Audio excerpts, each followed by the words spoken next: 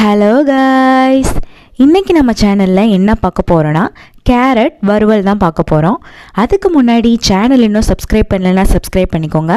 வாங்க வீடியோக்குள்ளே போகலாம். கேரட் வறுவல் செய்கிறதுக்கு ஃபஸ்ட்டு உங்களுக்கு தேவையான கேரட்டை நல்லா இந்த மாதிரி நீள நீளமாக கட் பண்ணி வச்சுக்கோங்க. அதுக்கப்புறம் ஒரு கடாயில் எண்ணெய் ஊற்றிக்கோங்க. எண்ணெய் ஊற்றிக்கிட்டு கேரட் அப்படியே அதில் போட்டுக்கோங்க. அப்புறம் உப்பு இதெல்லாம் சேர்த்து நல்லா வதக்கிக்கோங்க. அதுக்கப்புறம் தண்ணி ஊற்றிக்கோங்க. தண்ணி ஊற்றிட்டு நல்லா மூடி வச்சுருங்க. நல்லா வேகட்டும். நல்லா வெந்தக்கப்புறம் மூடி எடுத்துருங்க.